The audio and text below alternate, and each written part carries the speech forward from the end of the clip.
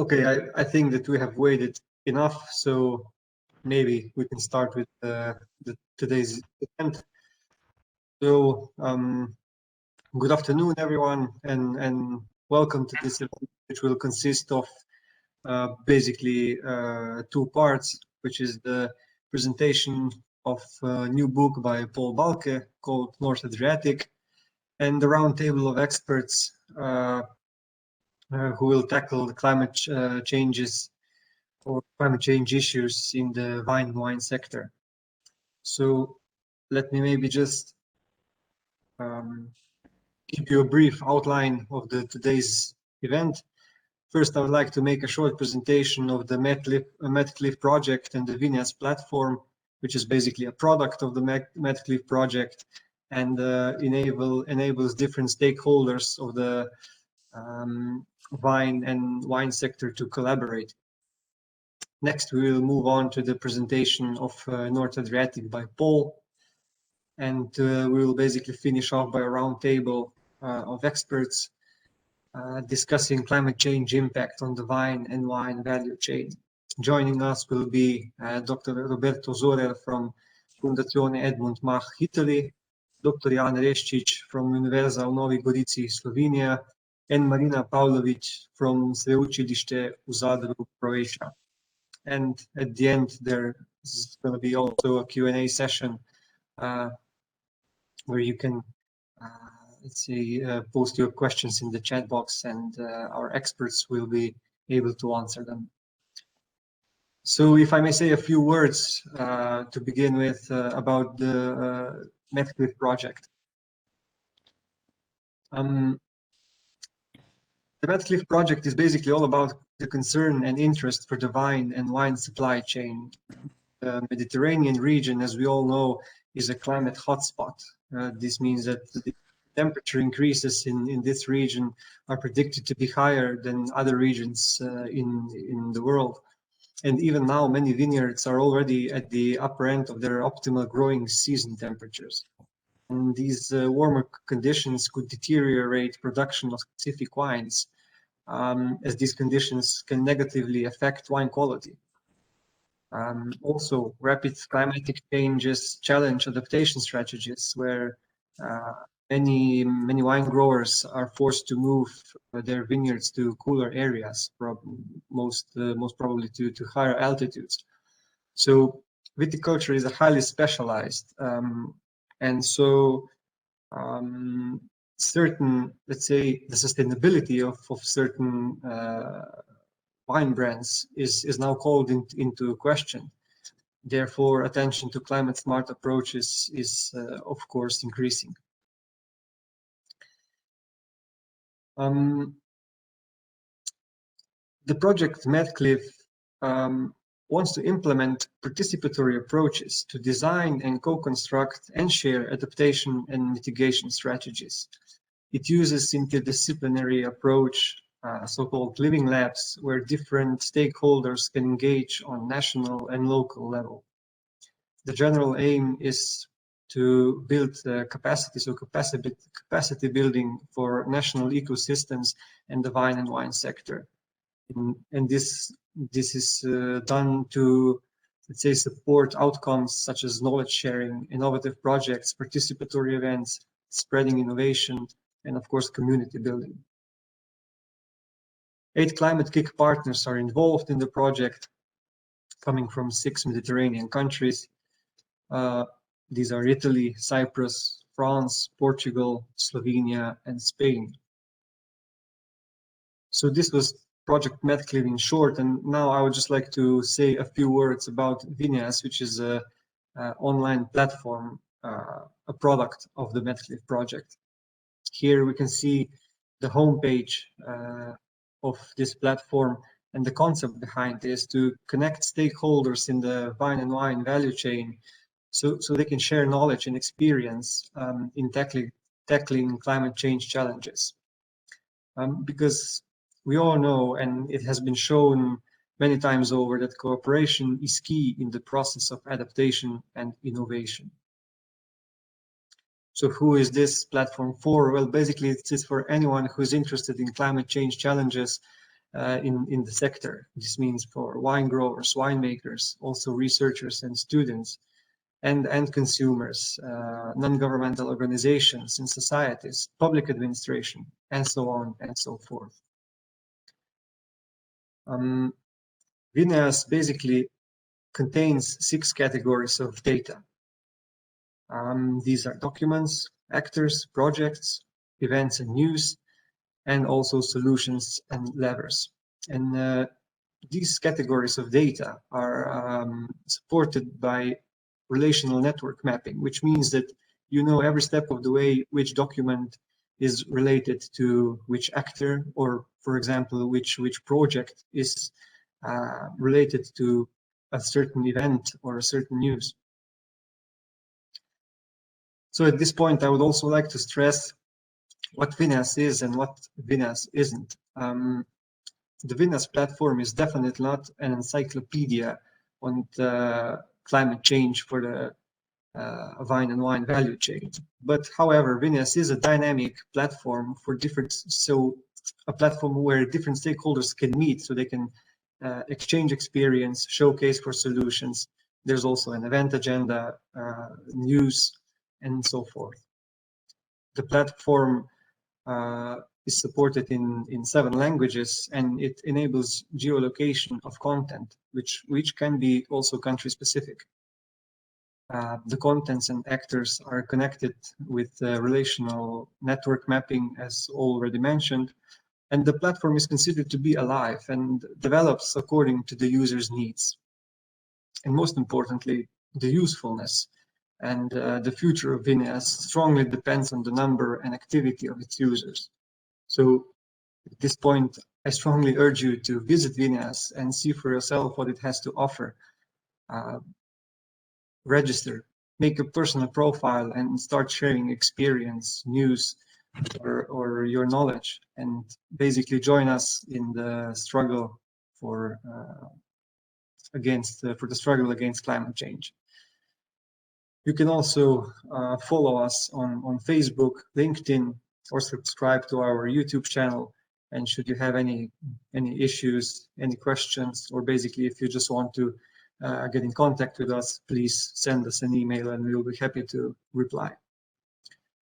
So with this, I would like to stop with my presentation and move on to the next event of today, which is basically the presentation of Paul's new book. And before we get to that, just please allow me to say a few words about the author. Paul Balke has a great passion, not just for wine, but for the cultural and historical richness within which wine has always been created. For his books, he has traveled extensively around wineries, villages, and vineyards in Italy, Slovenia, and Eastern Europe.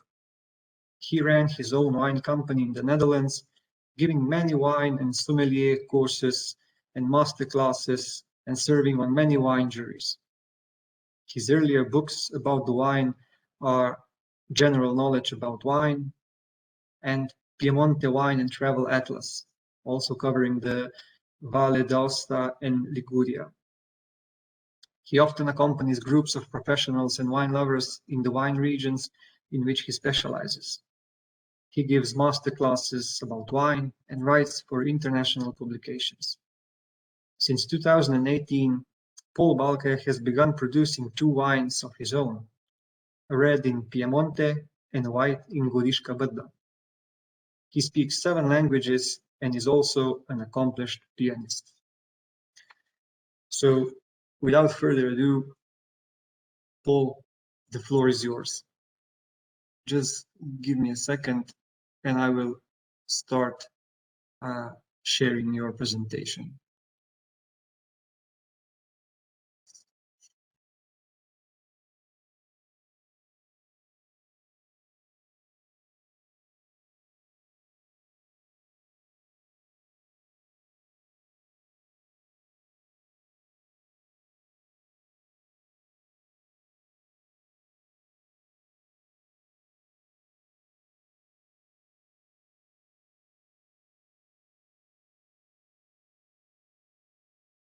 Hopefully everyone can see this screen.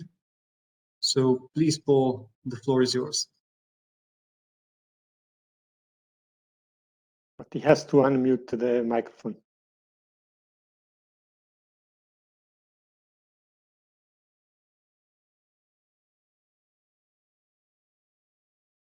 Did you find the unmute button, Paul? This one? Yes, perfectly. Okay. Right at this moment, a big storm is going over the house where I'm sitting here in Burda. And this is again an example of the things that are happening, because such heavy storms like I'm seeing out of the window here now, some years ago did not happen. So first of all, I want to thank you, Katarina and Alan of Medcliv from Slovenia, from the Chemistry Institute. You have done a great job, so thank you very much. You have made this presentation in a very professional way. Compliments. When we talk about the North Adriatic, we are talking about a geographical region. This geographical region starts at the Adriatic Sea, which ends up near Istria, near Trieste, and also near Venice. All places that are very famous for many people in the world. I started to write a book about Piedmont 10 years ago, and that was northwest Italy. When I visited the northeast of Italy and went to the area of Trieste, of Corio, and the area of Isonzo, etc., I found that here the border stops and is situated between the two countries. But the climate and the vineyards and the tradition do not stop at the border here. There is a very strong cross-border sensation in this area, which is very interesting.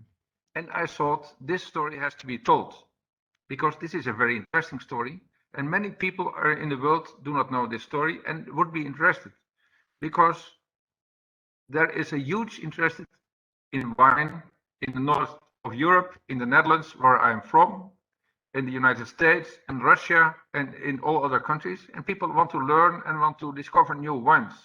So I thought it is very important to tell the story of this territory. So we're talking about three countries: Italy, Slovenia, and Croatia. And maybe we can go to the next slide. This is me, so we already talked about me, so we can go to the next one.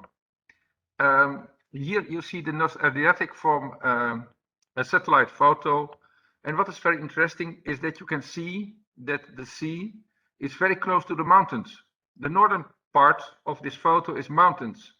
To the left, you see the plains of Friuli. Then you see the area of the karst, which is like a very long tongue size of territory invading the plains of the Friuli. And you see the Bay of Trieste, and southern you can see the point of Pirano and the point of Istria. It shows also that all parts of this territory are very close by. The distances are not big, but in these small distances in this area, you find very big differences between terroirs, between soils, and between climates. And that is very important for the wine, but it's also very interesting.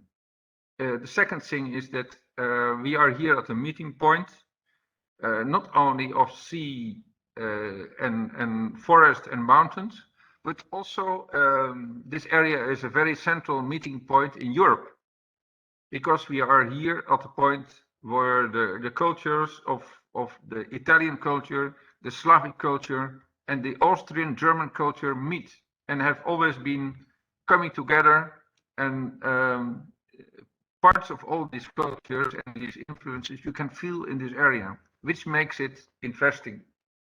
The history, of course, was not always easy, and there were very strong wars and very important conflicts in the past, and it's good not to forget them.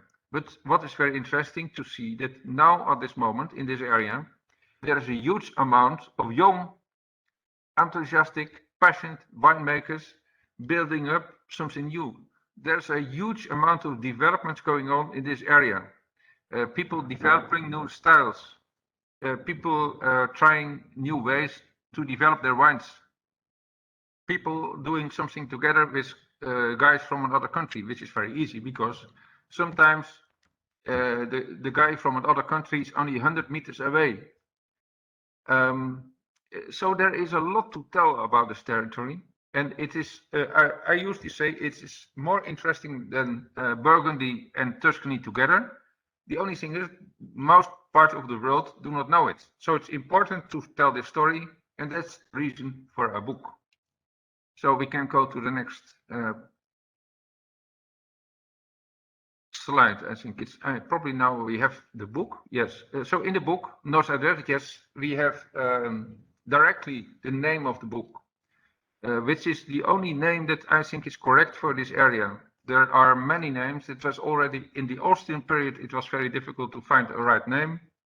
And directly below, you'll see Friuli, Venetia, Giulia, West Slovenia, Istria, Kvarner. It means the public outside of this area will understand what it's about. In the photo itself, you see the sea, you see a vineyard, you see an Alps, you see a part of the karst region, you see parts of several countries, which is all emblematic for this area. So it's a very typical photo. That was the reason why we choose this photo. We can go to the map now. On the map, you can see the territory. The territory is indicated with several colors. You see the area of Istria, you see Friuli, you see the mountains, you see several wine areas in Slovenia. You see Udine, Trieste, Ljubljana, Rijeka, the important towns of this area. And to the left, you can see Venice. And what is very interesting to see that this is the natural way of looking at the area. This is the physical structure with the sea, the rivers, the mountains, and the different areas. It's also without country borders. So that's the way I want to communicate this area, because it makes it interesting. And in the view of guys from the Netherlands, from the United States, from Russia, this is a very interesting story to tell. And I think it needs to be told. And you could say, why is it not already told? Well, I don't know. There are several areas that have been developing more. Some others were less. It's maybe also part of the history. There are many reasons. I think it's very much time to tell. And I think it's a very interesting story. When you look at number 1, it's the Grava region in Friuli. 2 is Latisana. 3 is Ania. 2 minor appellations in Friuli. 4 is a very important one for historical reasons. It's called Aquileia. 5 is Isonzo, which is a region that produces very elegant wines. 6 is an important region in the east of Friuli. It's called Colli Orientali. And maybe the heart of the entire area, you might say in a certain way, is 7 and 8. That means Collio and Burda. You can see that there is a border between, because once that was the border between Italy and Yugoslavia, and now it's the border between Slovenia and Italy. And actually, because both are in the Schengen area and Europe, there's no border anymore. So once this was a heavy controlled border with many soldiers, and now you just go peacefully from one country to each other and you can enjoy the wines. And again, that is a very interesting story. 9 is Vipava Valley, 10 and 11 is the Slovenian and Italian part of the karst, 12 is the Slovenian part of Istria, 13 is the Croatian part of Istria, and 14 and 15 are the 2 small areas, wine areas in the Kvarner Bay. And I added the Kvarner Bay to this concept because after studying the region, I noticed that historically the Kvarner area is more tied to Istria than to Dalmatia. The wine history the same. And it's interesting to say that the wine history very often follows the general history. And that's also the case here, because there was a huge Venetian influence also in the Kvarner. also in Rijeka and Kirk and Susak. And you see many of the grapes that were present in Istria were also present in the past in the Kvarner. So this is the area, and my ambition is very high. I want that with my book, this area will get the renown as a very interesting and a very fantastic and exciting wine area, just like Burgundy, just like Tuscany, just like Bordeaux or Piemonte. The only thing is, by chance, it's situated in 3 countries, but that is even more interesting. So this story has to be told, and it makes it interesting. So we can go to the next slide. This area is very different in small distances. This photo is of the Colli Orientali, not far east from Udine, and you can see the old vineyards of the Colli Orientali on the hills with the flesh soils, and the Alps are very close, and still from this hill where this photo is taken you can see the sea. So the Alps and the sea form very important factors for the climate in this area, and in the entire area of Istria, Friuli and littoral Slovenia. These factors are playing a very important role in the winemaking. Friuli Orientali is an important region. Another very important region is Corio and Burda, which is, I have a next photo about them. In fact, I think I have a photo, that's the next slide, is about Burda probably. Maybe it would be nice to have that photo, thank you. And actually, 10 days ago, or 2 weeks ago, the Giro d'Italia went through this area and passed all the hills in Italy, in Slovenia, just as if there are no country borders. And it showed to the public how these regions are close, how they have common history, common traditions, and how the state border is just something casual.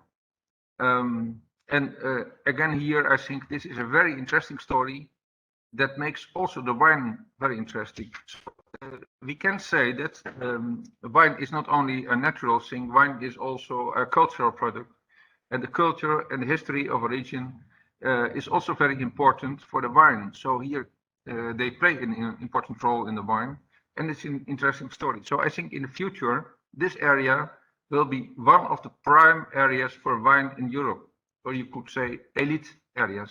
First of all, because of the quality of the wine, but also for the interesting story that you can tell from this story, from this territory. So Goriška Brda is the Slovenian part, Corio is the Italian part. We can go to the next slide.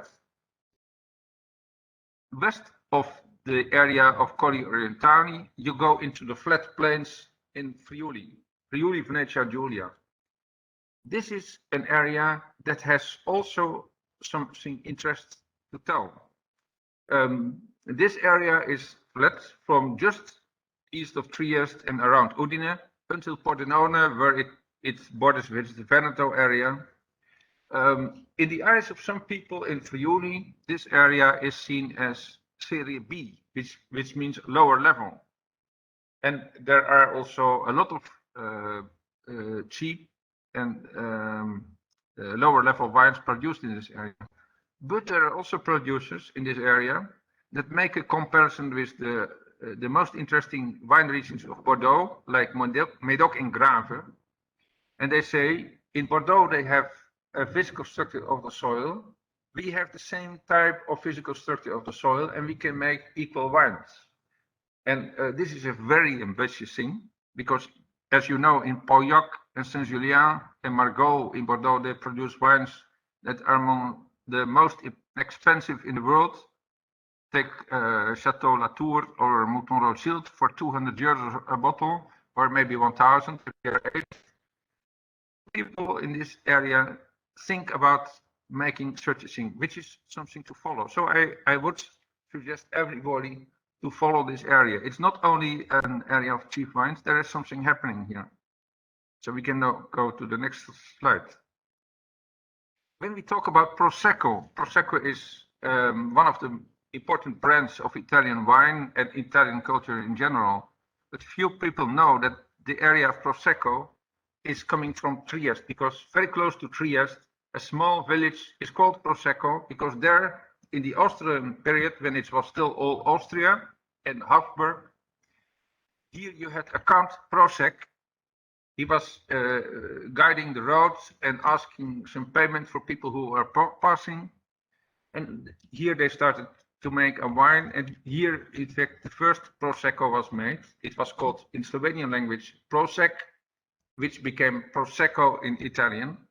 And for for long periods, there were wines on these steep terraces that you see in these hills. Around Trieste, there were 1,300 hectares like this that you see in this photo. Now there's very few left, because Trieste is now an urban area.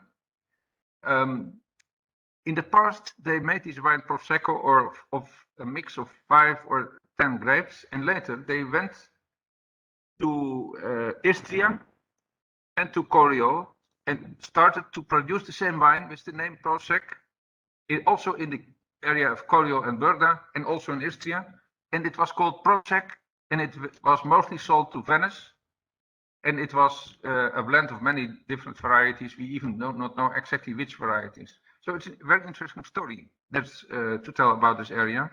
And later, of course, the grape Glera, which is the high production grape, was taken to Valdogliane, and they invented the wine Prosecco, which is now a huge export success for Italy. In fact, technically they are allowed to produce it also here, but on these hills, people mostly prefer to produce wines of local grapes like Malvasia and Vitosca. And this is the karst area, and a very interesting area to discover. So we can go to the next slide. Again, just to show another aspect of the North Adriatic and why the North Adriatic is so interesting. This is a totally different area, which is still close to Trieste, but just a little bit south. The karst has very strong soils, and parts of the karst go into Istria, where for some geological reasons there have been formed huge plains, huge areas with red soils. Actually, in Istria there is a lot of wine planted here, and this is one of the things that I am discussing with wineries, because many of them, they produce white wines on this area. And considering the climate, considering the heat, I'm asking, why don't you produce red wines? Because I think this soil type is very suited for red wines, and this discussion is just going. It shows again, because we have seen several slides now, that the territory of the North Adriatic has so big differences in the short distances, which is very interesting. So it's an interesting story to tell. And Istria is also a wonderful area. I know from all the Italian people that I know they love to go to Istria. And in Zagreb, they say, you know the data when you leave for Istria, but you never know when you come back, because very often they stay much longer because they don't want to go away anymore when they are there. Because it's very lovely. We can go to the next slide. And then one of the big discoveries I've made in my book is the Quarner Bay wine. Quarner is an area which is really not known at all for its wine, and still managed to be known for its wine. The climate in this area is particularly very interesting, because it has very high mountains on all sides and open to the south. These mountains bring every evening cold air down into the valley. So even in the hottest days in the summer, the vineyards get an influx of cool air from the mountains, from the Veliko Copelo on the east and the Učka on the west. And also the sea, of course, brings some moderate influence, which means that this area has fantastic conditions for viticulture, for making wine. And right now there is a lot of things going on here, because First of all, this area has kept, maybe because it's so unknown, some of its authentic grape varieties, like Slachtina, like the Sansigot, like the wine tradition of the Karstav area, which is called Belica. And just west of Rijeka, there's a small area where they have the old tradition of the Jarbola wine. And near Bakar, now they are producing new steep wines on the steep vineyard terraces near Bakar, which is like Cinque Terre. And they're all starting to grow again. So there's a lot of things going here. I know about the town of Karstav, that the mayor of Karstav is helping the producers to find places between the houses for vineyards in order to restore the old wine tradition of that area. The only thing I think there should be some development also towards quality, because until recently many wines were quite easy, very interesting for diversity and for the originality of the wines, but there should also be some work on the quality, and I think there's potential for that. So the Kvarner is again a fantastic discovery in this area. We can maybe go to the next slide, because that is more or less the finish of the book. So all those aspects and a lot of more you can find in the book, The North Adriatic. And I would invite everybody to take a copy and read it, because it is really one of the most interesting wine regions of Europe and of the world. And I hope that the book is doing right to the area. So I think that was my presentation, Alan. So I think we can move on. Maybe Alan or Katharina has something to say. Okay, Paul, thank you for this very wonderful journey across the North Adriatic. I think that we can now move on to the round table and maybe allow for any questions after the discussion, so the listeners, the participants can address you and the experts of the round table at the same time. So I'm just going to stop sharing the presentation. And yeah, okay. Again, now we're going to be joining the round table. Joining us will be, as I've already mentioned, Dr. Roberto Zorer, Dr. Jan Leščić, and Marina Pavlović. And moderating this roundtable will be Paul Balke. So again, Paul, the floor is yours. Thank you very much. Well, again, thank you very much, Alan and Katharina, for your great work. And I want to thank Jan and Marina and Roberto for joining and for helping and collaborating in preparation everything. First, I want to introduce you. So we have with us Jan Leščić. He's a researcher at the Wine Research Center of Viticulture and Enology of the University of Nova Gorica, and he is specialized in the impact of water, drought stress, and ampelotechnical measures on grapevines physiology. We have also with us Marina Pavlović. She is an agricultural engineer from Zadar in Croatia and works at the University Laboratory for Wine and Soil Analysis, and is responsible for wine production at the university with 6 hectares of vineyards. And she teaches wine making at the Department of Agronomy of the University of Zadar. She's certified enologist, so she's also practicing as winemaker. We have also with us Roberto Zorer.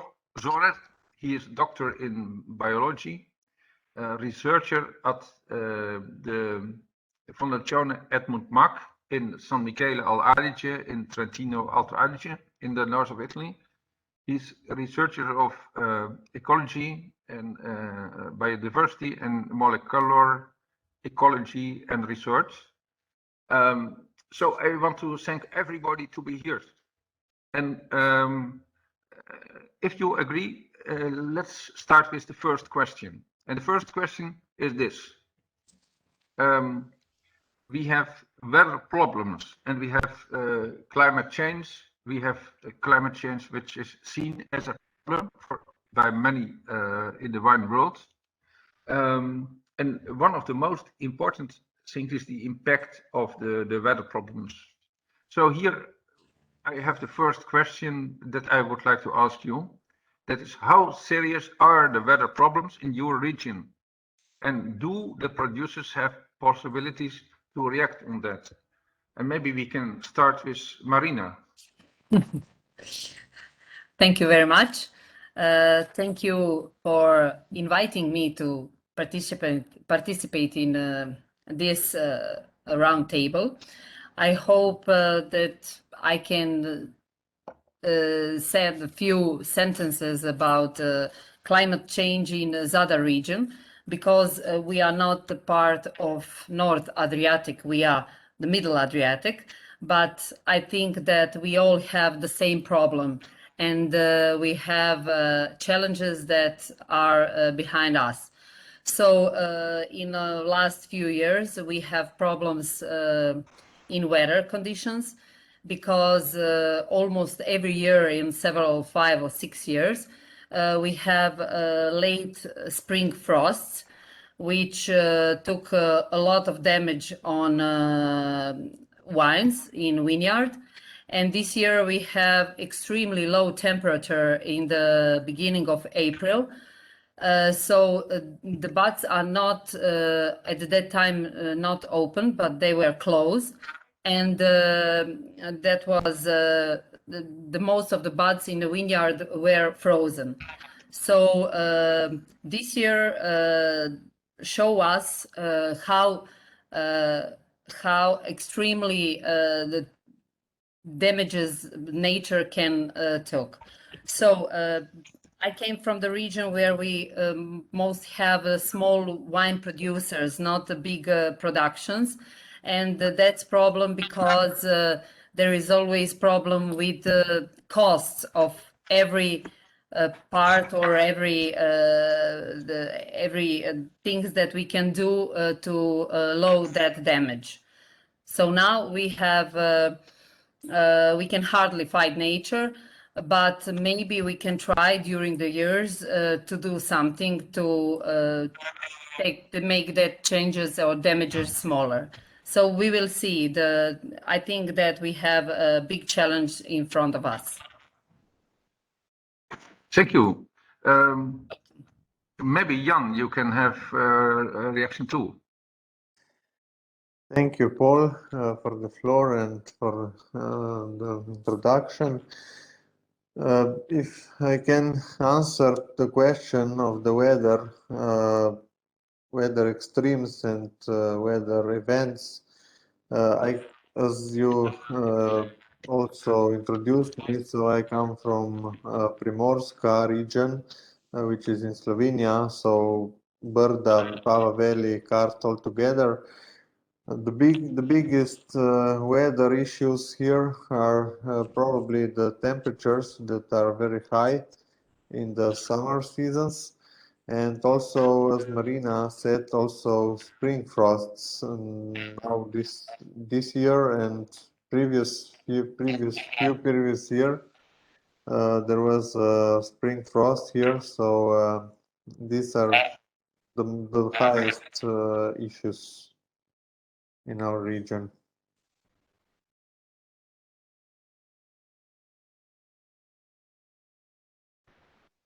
Thank you, Jan. Roberto, what would you say?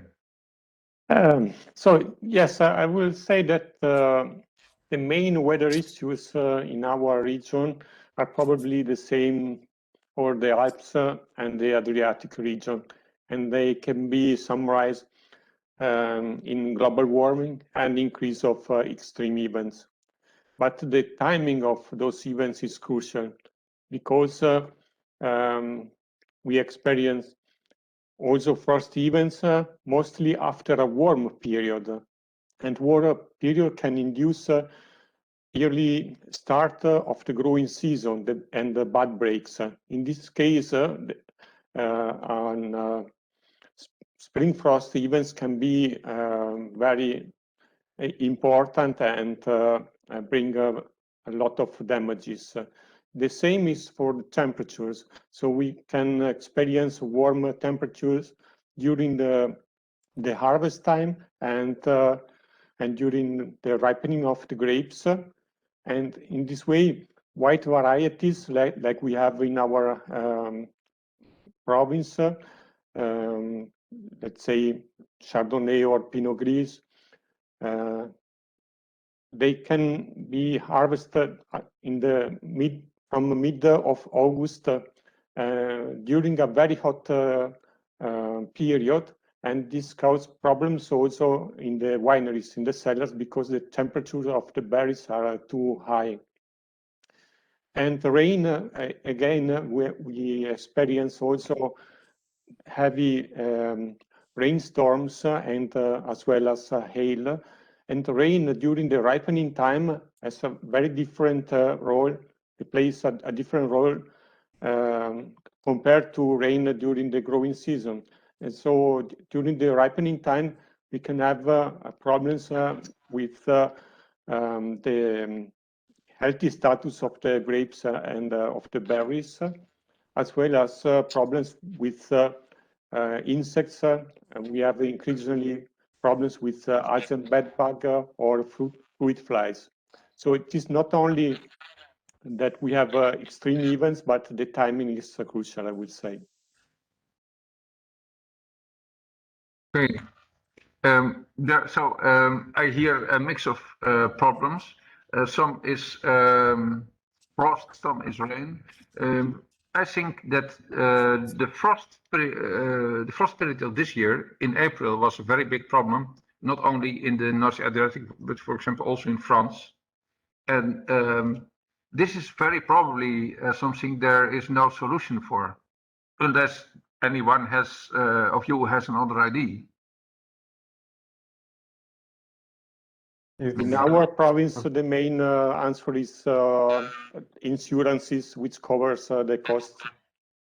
Yes. Yes. Yeah, in our country, region also, the insurance is the main solution. Let's say if really it's not a solution, but the main thing that covers the costs. But however, when the spring frost comes, it's not only annual damage, but it's also more permanent damage, because the vines also, not next year, but the years following years, it's damaged. Yes, Marina, you have a reaction. Yes, we have the same problem and the same solution, or not solution, because the most of the producers took the insurance to make sure that some of the money they can bring back, but it's not the solution, because the damages in this year and the next year, and the problem is because you need to you need to protect your vineyard as normal season, but you don't have enough grape for productions, so the costs are raising up and you don't have the product at the end. Yes. Yeah. I also think that insurance is not a solution for everybody.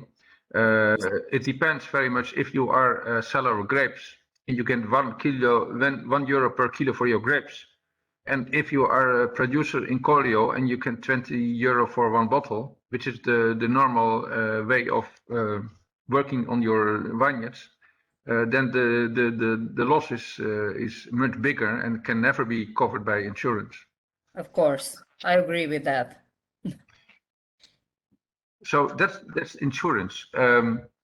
About the weather, I hear from everybody that one of the biggest things of the weather is one of the most difficult problems created by climate change, and that might be the reason. Might be that the water of the Mediterranean and of the ocean is getting warmer, which makes clouds and storms of bigger violence which create more problems. I think that's in short words the problem. When we talk about hail and rain, is there somebody who says, well, there is something else which is also a very big problem in the weather? Jan has a solution. Yeah, and it's hard to distinguish between rain events, hail, and these storms. But yeah, I think, like you said, it's a problem because of this heating of the sea, and also then having these hailstorms and heavy rains. But on the other hand, it's also distribution of the rain, which is changing during the year, and we can have like very rainy winter or spring like this year, and we can have some also drought events during summer. So this, I think, it's also a matter, an issue that is changing also in this North Adriatic region. Roberto. Yes, hail and stronger rainstorm are also happening in our province, and the effects are different according to the timing again. So if we have hail just before the harvest, then the damage can be very big, and it can also bring to rot and to diseases and destroy the entire production. If it occurs early in the season, that it can be adjusted perhaps with some cleaning of in the vineyard. But we are also seeing that these extreme events are occurs very often and more and more often during the last years.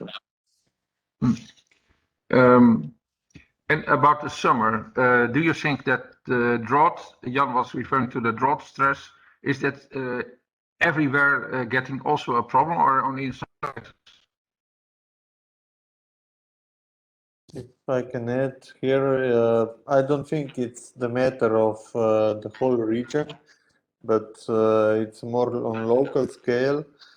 The problem of the drought, maybe not call it drought, maybe we can call it heat waves also, because with a week or 2 weeks of heat and without the rain, we can have some drought events also that are imposing on the grapevines.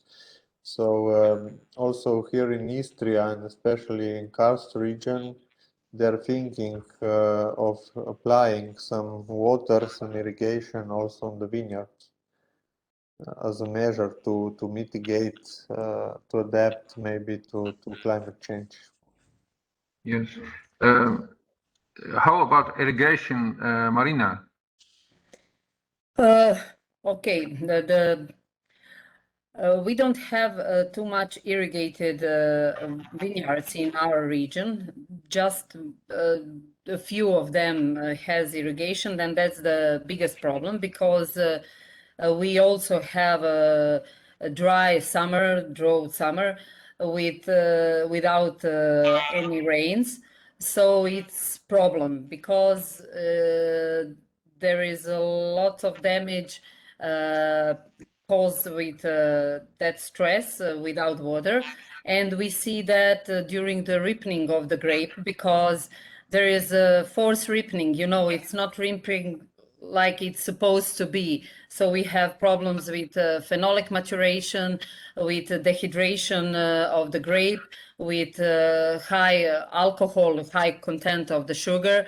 And in our region, we mostly produce red wines, because it's natural territory for red wines. But it's usual to have red wines with 15 or more volume percentage of alcohol.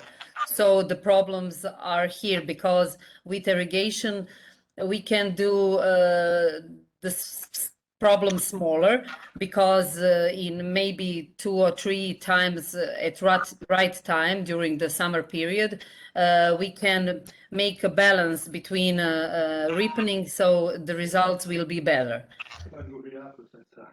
Yeah, and just one question to you, Marina. The grape variety, is it Plavacmani? Excuse me, I didn't hear you. The grape variety in your region, is it Plavacmani? No, we are too north for Plavacmali, because Plavacmali is southern than Zadar region, and this is some kind of board for Plavacmali, because we don't have enough sun for Plavacmali. It's a grape variety which has ripening late, at the beginning of October, normally end of September and the beginning of the October, and in that period the day temperature are lower than they need to be to take a total mature of Plavacmali. But we have the international grape varieties such as Merlot, Cabernet Sauvignon, or Syrah, Shiraz, and we have excellent results with that wines in our region. And nobody thought ever about introducing Plavacmali, even because of the climate change? We have Plavacmali in our region, but we don't have results that we are expecting from that grape variety. So, yeah, so we think we are too northern for him. Yes, well, that's also positive in one way. And Roberto? Yes. All of the new vineyards and most of the vineyards present irrigation facilities, and we are used to irrigate the younger vineyards and in some regions with a thin sandy soil, where we can have during the summer some extreme drought, but usually is so the irrigation is limited to very short periods. Only young vines? Yes. Yes. In particular for young wines. Yes. I would like to go to the second point, because we have been talking about the weather problems, the hail storms and the frost, etc., and the heavy rains. I would like to have one moment attention for the grape varieties, because there is one thing that I would like to introduce. That is the fact that after the phylloxera, the big disease which was touching this area 120, 130, 140 years ago, some grape varieties have been uprooted, and they introduced a lot of grape varieties from France and also from Piemonte, because we should not forget that also Piemonte was another country in that period, and they introduced Nebbiolo, Grignolino, Freisa, Barbera, etc. And what you see now is that again the situation is changing with climate change at this moment. Some professors of some universities tell me that the grape varieties that were more authentic in some areas, also in South Italy, are more have more capacity to resist against the climate change than the varieties that have been recently introduced, like Cabernet Sauvignon, Chardonnay, etc. And the argument is that very often the new introduced varieties have to be harvested in August, and when you harvest a grape in August, it has never had the long period to develop the fragrance and the elegance that you want to have in a good wine. So maybe you can react on this, Marina. Okay, I don't know. Probably there is one of the ways to make better challenges in front of us, but I really don't know. I don't have experience, because The most of the grape varieties in our region are introduced, and some of them are like local, autochthonous Croatian varieties. But all grape varieties as we have here has small changes during the ripening, even from the local varieties, which are here maybe for 100 years or even more, have been changed during the period. So I think the climate change has influence on all grape varieties, but we need to see what make some collections with different grape varieties and look how they changes in our region. So at that moment we can have some conclusions about that. Okay, so we will have to wait for your research then. Yes. Well, maybe Jan, I may make the question for you, but also a little bit different. In the area of Collio, Brda, let's say in the area of West Slovenia and the eastern part of Friuli, you have a very important grape variety, which is considered important here. It is called Ribolla Gialla or Ribula. And this grape variety has a very strong capacity to give strong wines, but low alcohol and high acidity. Do you think that such a grape, would be one of the answers? Talking about Rebula, I think, in my opinion, of what I have seen from this variety and also other varieties, Rebula is one of varieties that it's very useful for all kinds of wine styles, from fresh wines to, let's say, matured wines, and also for the sparkling wines. So I think Rebula has a great potential in this climate change situation, because nowadays, when the techniques in the vineyards, let's say trellising and other systems, other measures have been implemented, it has also bigger yields, and I think, I mean, smaller yields and higher sugar amounts also than alcohols, and I think it has a great potential in my opinion, for this future with climate change. Yes, and what do you think of the other grape varieties in the area? For other grape varieties, like in Croatia or somewhere else, we have these international introduced varieties like Chardonnay, Sauvignon, Cabernet Sauvignon, and so on. So I think they are, for now, let's say, more or less okay.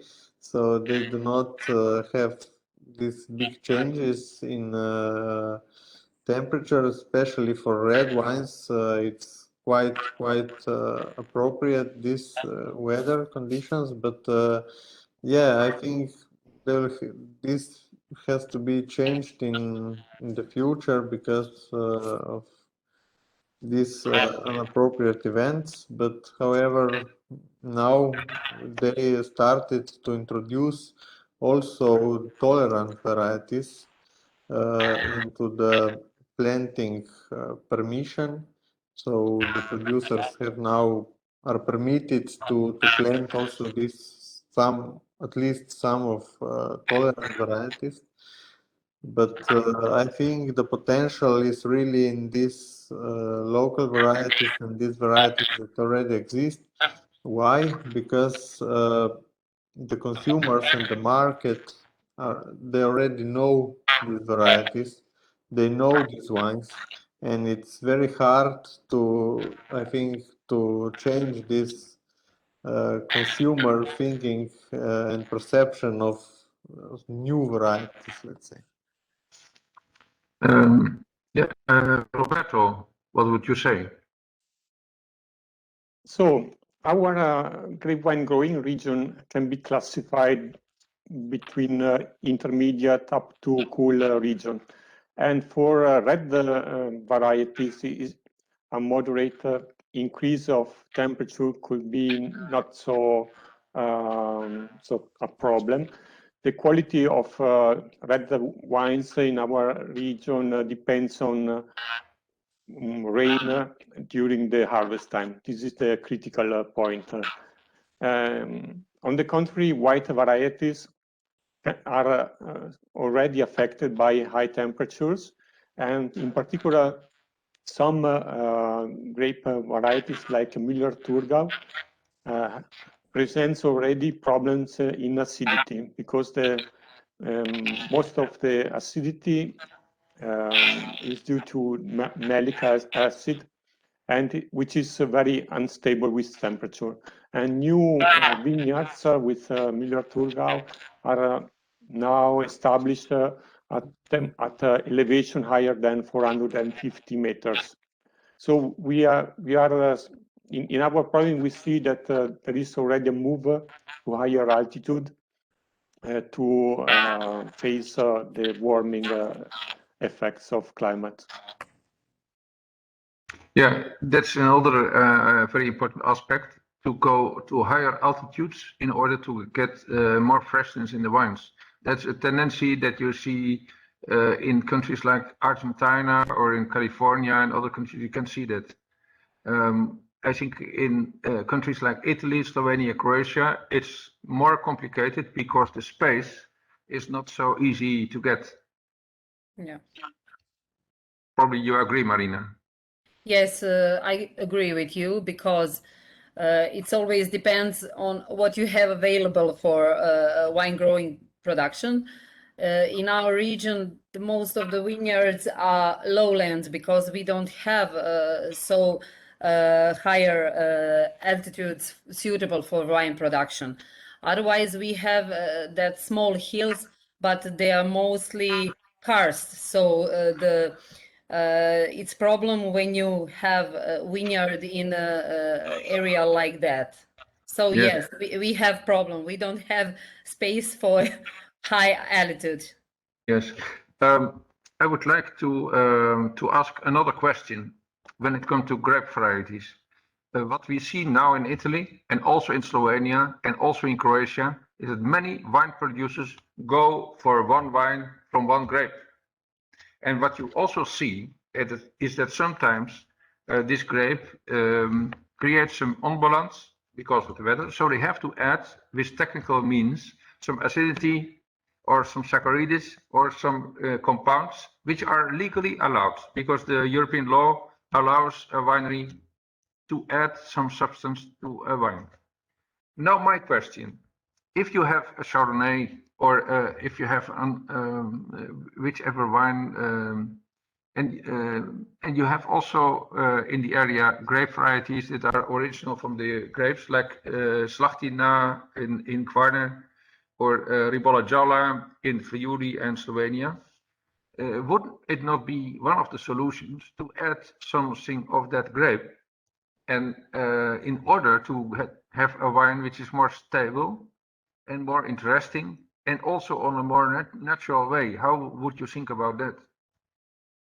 Maybe Marina first. Okay, I think that's one of solution, because it's much easier if you have different grape varieties and then took the better from every of it. Because if you have some grape varieties with low acidity and you can put some variety which has a high acidity, and then you have a balance in your wine. So I don't think that's a problem. It's supposed to be, it's easier for winemaker if do the things like that. Yes, and Jan. Yes, I agree. It's also when you have like one variety in different vineyards, it's also a good thing. not to mix different varieties. Maybe it depends of what you are producing and what you want to produce. But if you have like one variety in different vineyards, let's say one in lowland, one in higher altitude, you can also combine and mix different conditions. Yes, that's true. Roberto. So our growing areas consist of about 10,000 hectares of vineyards, and they are organized mostly in cooperative systems. So there are bigger wineries which collect grapes from the owners, and the average size of the vineyard is 1.2 hectares per owner. So the grapes that comes to the wineries comes from a very different situation, and from altitude, the altitude can range from 70 up to 900 meters above sea level. And so at the end, the wineries can play a lot with the quality of the same variety according to the growing position. And in addition, also the denominations allow the use of 15% of a red or a white variety, different variety in the wines. So wineries have many tools to solve these problems. Yes. Yeah, so it means that in fact in many places, but I'm not sure about all the wine regions. In some places it's allowed to add 15% of another grape, which should be a grape like Ribolla Gialla or Slachtina in Kvarner. I'm not sure if it's already practiced everywhere. My impression is that wineries have the tendency to follow a marketing system and think that if you have a wine of one grape, that is something what the market wants. And I am very much putting this in doubt, because I think what the market wants is a good wine. And if you manage to have a good wine, even if it has another name, it is not a big problem. Look at Bordeaux. In Bordeaux, we have all wines are from 3, 4, or 5 different grapes. Of course, 2 grapes are dominant, but still 2 grapes. And there is almost no one wine of only one variety. And nobody has ever made a problem of it. And I think that it could be something that wineries should consider more to work in this direction. I hope that you agree with me, Marina. Yes, I agree with you, but you know, it needs times to go where the Bordeaux is now. So it's history and tradition and the long time in wine production. So it needs time to get to that point. But I agree with you that it's one of the way to make wines better and to solve some of the problems that climate change makes. Yes. And Jan? Yes, I agree also with you. Since Bordeaux it's far away from us, so we are now thinking that to come there you have really a long way to do. But if you look at Bordeaux, maybe because we were talking about varieties, Bordeaux has, let's say, a few varieties that is producing, right? Maybe also some local varieties. But here in Slovenia, okay, not only in the Primorska region, but in the whole Slovenia, we have 52, 53, even more varieties on the variety list. So it's a big amount of varieties for such a small country. And I think we should reduce maybe to do one step towards where Bordeaux is now. Yeah. Well, I can tell you from my experience that in Bordeaux, they also had the Sauvignonas. And they said Sauvignonas is not an interesting wine. And so it's almost everywhere. It's extinct, and there are maybe a few rows.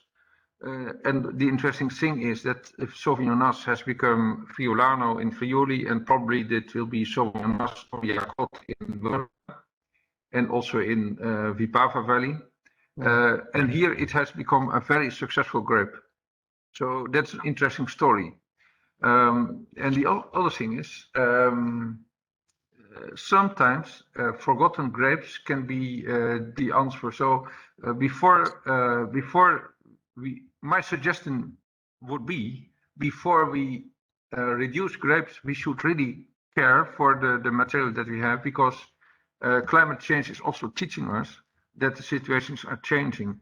And 100 years ago, they put away grapes that maybe now would be valuable, because they can, just like Ribolla Gialla and Slachtina. But in my book, you will find a list and descriptions of almost 200 different grape varieties that you can find in Friuli and Slovenia, and also in Istria, because also Istria did have in the past, just like the Kvarner still now, a lot of different grape varieties.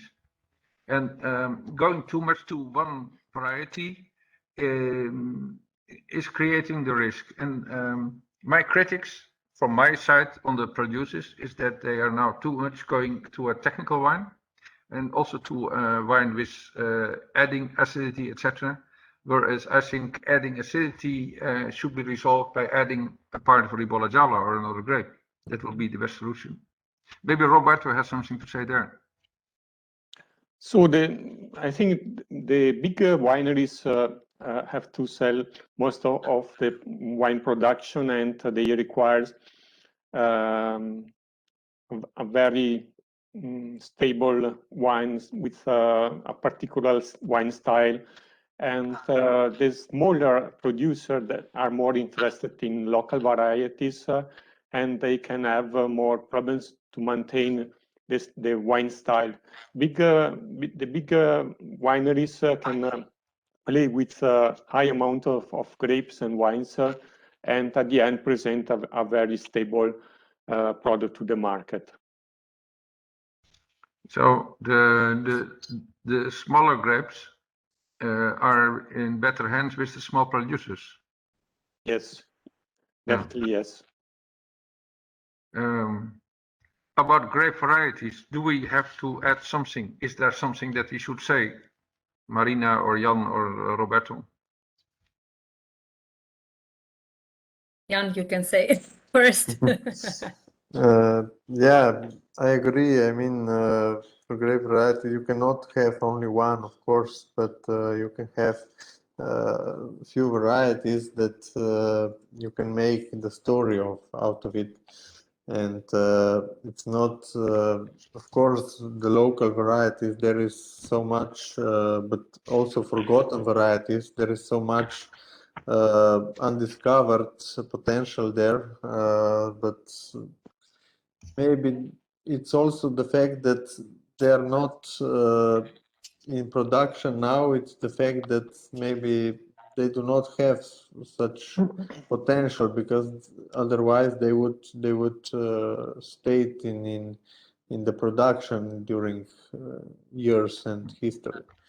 But yeah, it's of course worth to discover, to research them, also in the sense of climate change adaptation, because some of them could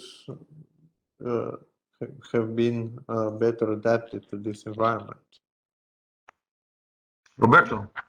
In our institute, at our foundation, we have a breeding program. And so my colleagues are producing new varieties every year. And we have in the past recent year, registration of new very interesting varieties. But to find a market for these varieties is difficult. And one way would be, as you say, Paul, to use these varieties to improve the quality of traditional wines. Marina, do you? Yes, I agree with Jan and Roberto, because I also think that it's difficult to change the opinion of the consumers, which are the same for several years. So that needs a lot of job and small steps to change some things about wine. And I agree. We must see in every region, in every country, what are the biggest values of our local grapes varieties, and maybe put some local grapes on a higher position and do excellent wines. Take the best from introduced grape varieties, and then see what possibility we have. And year by year and step by step, learning new consumers for a new type of wine with breeding production of the new grape varieties and new wines. Well, thank you. You're I welcome. can tell you that from my part, I am a big fan of discovering new wine varieties and new grape varieties. On Facebook, I have created a group which is dedicated to the unknown varieties that you find in Piemonte, where I live. In Piemonte, the university tells me they found 300 different indigenous varieties in the vineyards in Piemonte, only Piemonte. In my book about Friuli, Slovenia, Istria, about the North Adriatic, I found about 200 grape varieties. You find them in this chapter. It is a very, very big chapter, much research. And I checked the data with several universities. For example, in the north of Friuli, there's one winery situated at a very special place near the Tagliamento River. And he specializes in producing wines of 20 different varieties, like Châtelaine, Piccolo Neri, Fumat, wines that you never heard of. And he is doing this because he said it would be a pity if these varieties disappear. And I think this man is doing a great job, because he's preserving the varieties, and he is preserving for the moment that they can become more important. Because I am not a professor at the university, but I have the very strong impression that too much vineyards of only one grape, it can never be good for the nature. We should have more biodiversity. Go back 120 years to all the vineyards everywhere in Europe, and you will see that every vineyard had 5 or 10 different varieties. And would that not be better also with respect to climate change, Marina? Yes, I agree with you. I think that that's one of the way to make wine production easier for all of us which are in wine production. And Jan? Yes, I also agree with you. It's of course higher biodiversity in the vineyard, but we have to also think that winemaking, it's also an economic brand and niche, and so the wine growers and winemakers have to live out of it. And I think yeah, you can build some stories on these local varieties, but looking from the economical part, it's hard to have such biodiversity in the vineyard. But yeah, actually, I agree with you, Paul. Because of the climate change, I think it could be better to have different varieties, and also to test them to these climate change scenarios. Roberto? I think it would be nice for winemakers, but not for wine industry. Yeah. Yeah. It is for the biggest companies, it would be very practical. Yeah, they are trying to reduce the cost and to introduce as much as possible machines for harvest and so on. And variability in the vineyard will be negatively considered by big companies. Yes. I'm just looking at Alan and Katerina because we can speak very long. How much time do you give me? I think the discussion is very interesting, and you already made a couple of suggestions how to mitigate and adjust to climate change. So I guess if we say another 15 or 20 minutes max, would be okay to continue this wonderful discussion. Okay. That's great, because there is so much to tell. I just go back to the sheets and to the many suggestions that have arrived from all of you. When we talk about climate change scenarios, a lot of things have come up. First of all, what I would like to ask all three of you, Marina, Jan, and Roberto, to come with a suggestion that has not been yet given to us. Maybe you can give one, Marina. Something that was not yet talked. Something that we not talk about that during this conversation. Yes. Okay, we all agree that we have problems and we need solutions. I don't think that we need, maybe we didn't talk about different techniques in vineyard, which maybe can do job easier for us. So maybe we should go in that direction and see what we can do in vineyard to have a small damage of influence of climate change. For example, I think that everybody knows that maybe a double harvest, maybe early defoliation, which can help during the ripening and the effect on sunburst on the grape. So maybe we can apply some techniques in vineyard, change some grape varieties and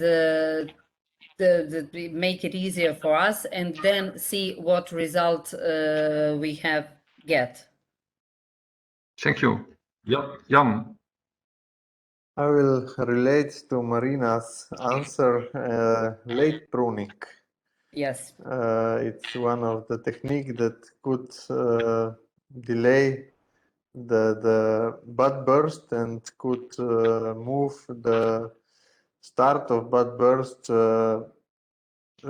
moving from the frost, and also it can delay ripening, so we can have double effect in one measure.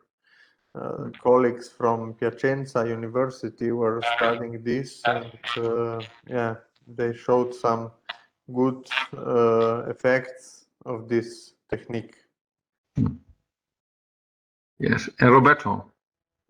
Canopy management and all the practices are very important for grape quality.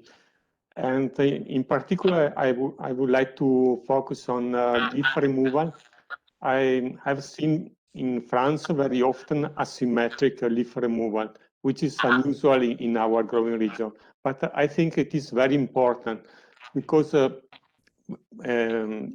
this sunburn risk is increasing, and an asymmetric leaf removal can be useful to protect from one side from this excessive solar radiation, but from the other side you can improve the berry and bunch microclimate and to reduce the risk for botrytis or other pathogens. And So, I was also investigating in South Africa, in a very warm region, the role of row orientation on the grape quality and composition, and with the same varieties, Shiraz, and 4 different row orientation, we were observing very different wine style at the end. And so row orientation, where it's possible, where the slope is not too high, can be also used as an answer against climate change. I just try to understand you. So you talk about asymmetrical rows of vines, which means you put them in a different way towards the soil. Asymmetrical leaf removal in the canopies. Ah, okay. So the asymmetrical means only on one side of the plant, not on the other Exactly. side. Yeah. To put it very In simple. France, it's very common, but not in our region. And this can be a very useful practice and with low costs. Yes, that sounds very, very practical. But I never saw it really here in this area of the North Adriatic, as far as I remember. Maybe Jan or Marina has a suggestion. Yeah, I agree with Roberto. Yeah, it's also a good practice. Removing leaves only on one side of the canopy. I didn't have it this treatment in my research for now, but until now. But I have done early defoliation, so leaf removal just soon or at pre-flowering stage, and it has good results for protecting the bunches, the grapes from sunburn, because the skin of the berries adjusts to this sunlight, and so in the ripening stage you don't have sunburn on the grapes. And Marina? Yeah, that's true what Jan already said, but the problem is the most of that different ampello techniques in vineyards are not doing the regular wine producers, because they have problems. They need more people to do that job in vineyards, so the costs are getting higher. So I do also some researches in our vineyard with different partial defoliation, like Jan says, in different period, and we have really good results with acidity and phenolic composition and protecting from sunburst. So that's some of the techniques that can be used in vineyards. But we must educate our wine producers that they can implement that in their vineyard. Yes. But here I hear that, especially you said it, Marina, that it's a cost, because you have to send more people into the vineyards to work, and that increases the cost of making wine, so it makes the wine more expensive. And not everybody can gain that in the price of the wine. Would another system, for example, like in Soave and Valpolicella, like pergola, like the old systems of the past or something else, would that be also a solution? I don't know. I don't have experience in that, so maybe Jan or Roberto can tell more about that. Probably there are solutions, but I don't know. I don't have any experience in that. Yes, and in the past, was there never pergola in Croatia? Not most on the table wine, on the table grape. They Okay. are on the pergola, but wine Yes. grape are not in the pergola in our So vineyard. if In you go our back, in our regions, other region or Dalmatia. because if you go back more than 100 years, it might be different. Probably, but I don't know, because I know there are lots of old vineyards in our islands or hinterland, which are never be on pergola, never go higher canopy than Okay. always lower, yeah, close to the soil. So in Croatia, on the islands, it was always bush wine. We like to call it Yes. bush wine. Okay. Yes. Okay. Yes. And Jan, what would you say? I think also people 100 years ago or 50 years ago, they knew that these systems, trellis systems, could have they have some good effect on the production of the grapes, so they implemented them And if we look at the karst region here in Slovenia, when they have Refošk variety, which is a red variety, and very susceptible to sunburns, they have this pergola even now. It's meant to protect the grapes from the sun, so they're using it. The small winemakers, the biggest winemakers, they use now modern machines, and so they have these vertical shoot positioning systems because it's easier to work with that. Yeah, you know, because in many wine regions all over the world, you see that the new system of training the vines is like Cordone or Guyot, that's dominating almost everywhere. And it's contradictory because it creates wines with more alcohol, more intensity, and that's in certain way the thing that we are talking about is to avoid too high alcohol wines and to create more balanced wines. So maybe Roberto has, because you are from the area of Trentino Alto Adige, Yes. there they still have pergolas.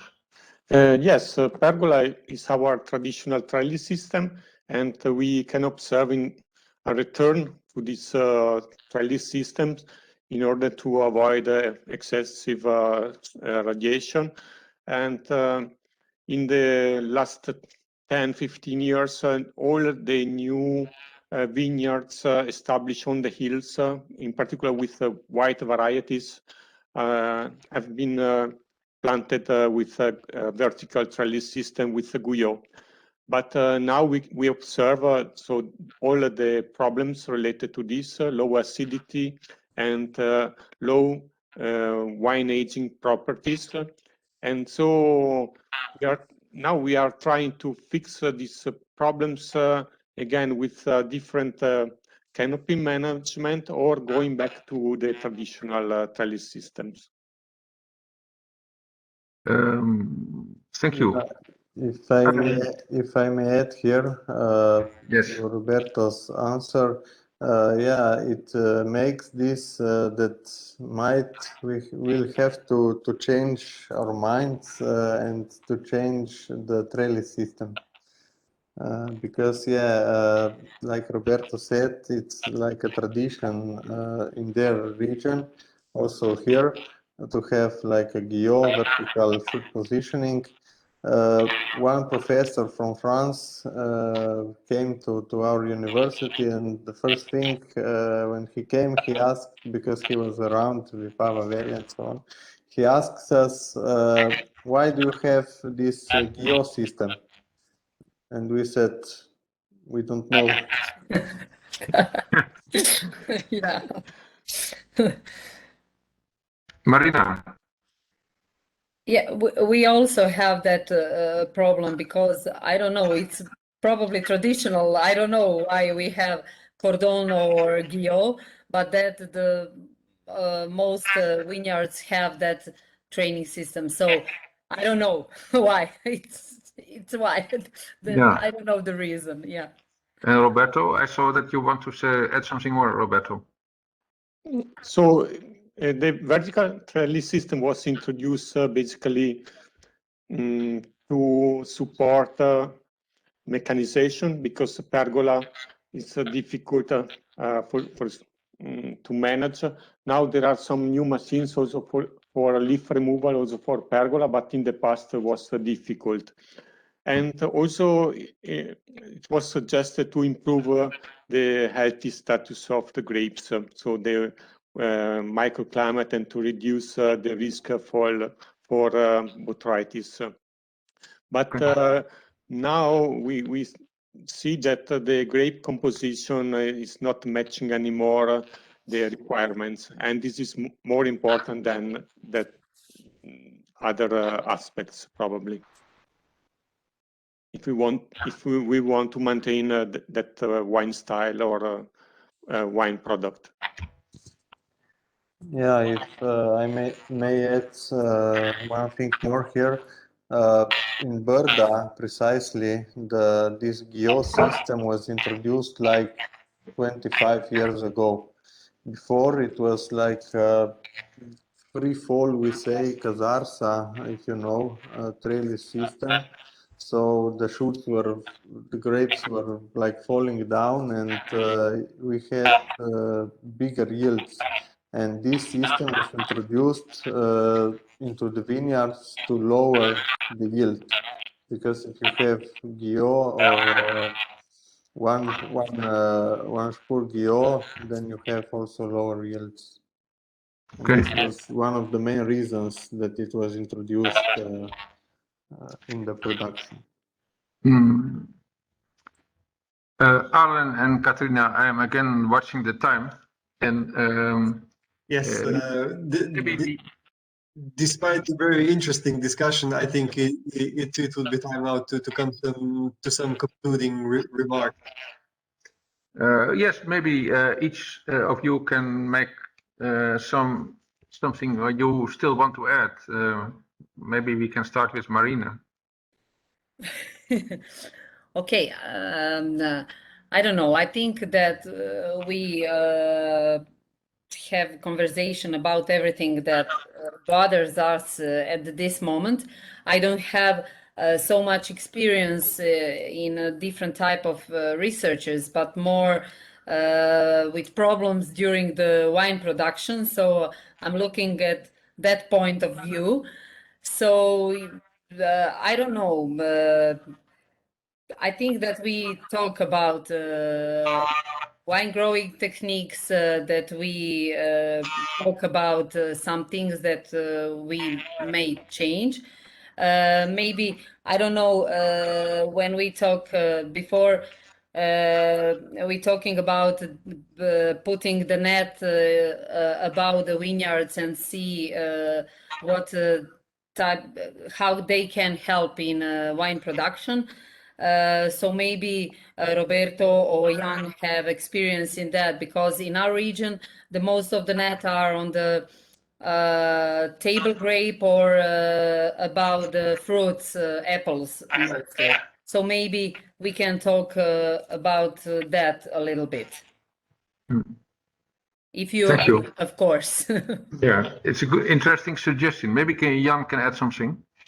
Talking about the hail nets, anti-hail nets, in our country, what they introduced, mainly for table grapes, but not the nets that cover the vineyard above, but the cover the canopy Yeah, on the I understand. side. Yes. So this was one of the good things, and maybe it can be also introduced into the vineyard for wine production. It covers the canopy from the hail, and also maybe reduces the sunlight. Thank you. And some last, we are finishing the discussion now. Jan, do you have some last thing that you would like to add? I think the problems are going to be even more expressed in the future, so it's quite challenging what is in front of us, especially regarding the temperature, the heavy storms, the hail nets, spring frost, and so on. So we'll have to really adapt the viticulture, and it's also important that we stay together, that we share our knowledge, and that also the knowledge, especially that comes from scientists, that gets the way to the producers.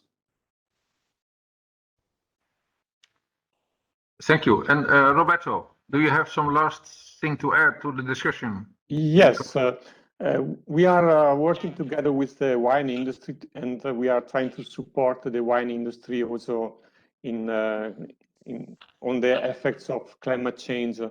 And we have a big program and project with CAVIT, and the key is to have a huge amount of geographical data.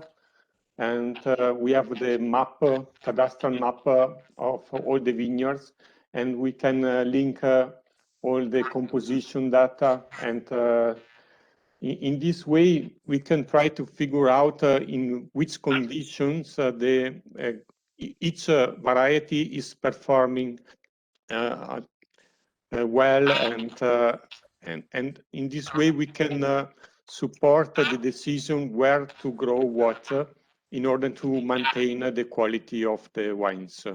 And the soil map is also very important, but we have also bioclimatic maps based on satellite data. And so I think that these tools can be very important to support viticulture in the next years. Yes, Roberto, that sounds very interesting. But when I look at the structure of the hills in an area like Burda or Vipava, it can also be very complicated, because making such a system work for such a complicated hill area like here would be very, very complex. Yes, but for instance, we have the digital elevation model at 1 meter resolution, which was acquired by LiDAR. Or today it's possible, nowadays it's possible to use also drones to have accurate maps and three-dimensional patterns. So there are already a lot of tools that can be used to describe in a proper way the viticultural regions and every single parcel. Okay, I saw that via the chat came another question, which I know very well, because there are also areas in the world where they fight hail with anti-hail cannons. I remember in the area in Piemonte where I live, you have the anti-hail cannons in the area of Barbaresco, and you have them only in Barbaresco, and the producers tell me that they shoot something like chemical matter into the clouds, and then the hail is reduced. What do you think of something like that? Yeah, in Slovenia, I think they were doing it, but now I think they are not, but they should have. But it's not for the viticulture. It was on the eastern part of Slovenia that they were doing it for all general agriculture, because the part there it's very susceptible to hail. I think it's a good solution,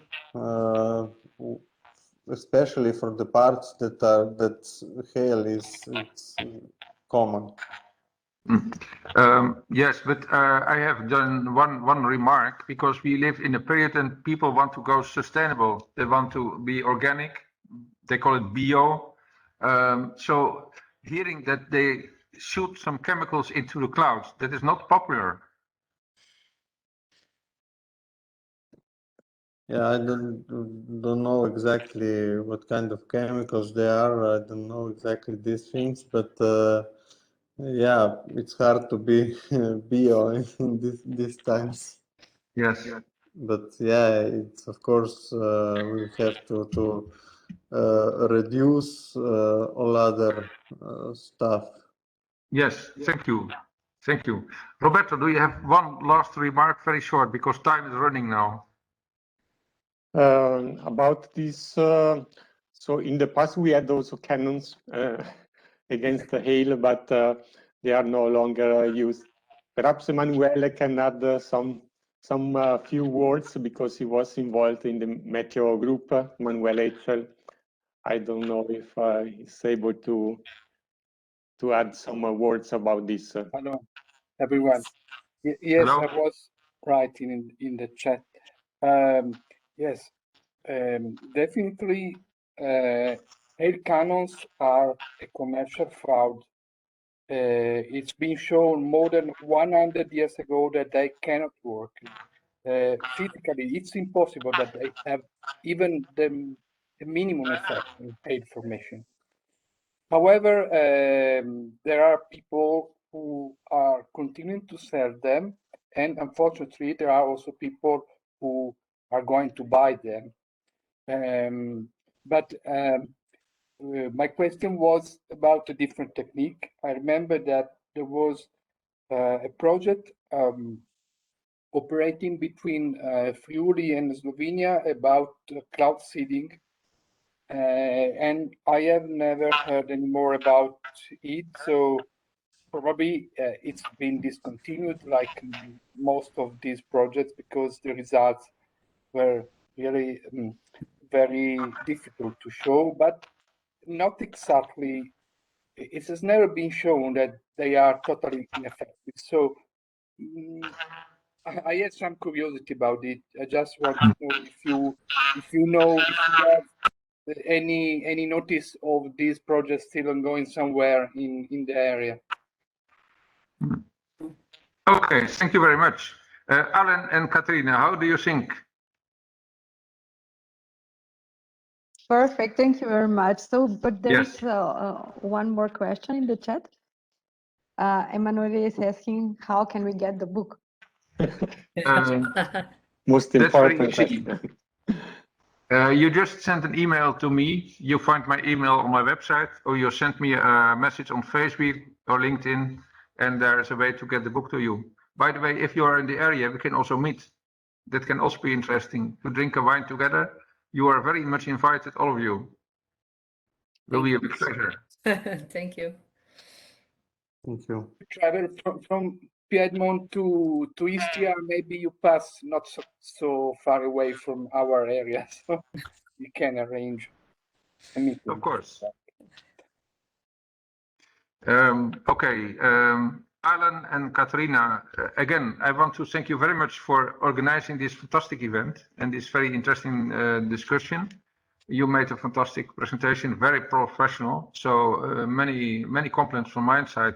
I also want to thank Marina, Jan, and Roberto for your contribution. We had a very interesting discussion. I learned a lot, so thank you very much. You're welcome. Pleasure. Thank you for your invitation. Yeah. Exactly. I thank you all for all your contributions and for this very interesting discussion on tackling climate change in the wine and wine sector. Of course, I would also like to thank each and every one of you, Paul, Marina, Jan, and Roberto, for participating in the day's event. And again, I thank you all from all of the partners from the Medcliv project, which made this event possible. And with this also, I would like to thank all the partners for let's say helping in organizing this event, and especially to Katrina, which has done a lot of work. So if there are no more questions in the chat box, maybe we can end this event if there are not any comments or further questions. Well, I want to thank you all, and I'm thinking about writing an article, and I will use all the comments that you gave. Okay, thank you. Thank you very much. Thank you very much. Okay. Thank you. Thank you all for participating, and Thank you. For Best wishes for your book. yeah. Thank you. Thank you. Thanks to you all for this bye bye. Bye. event. Bye bye. Bye. Bye. Bye. Bye. Bye bye.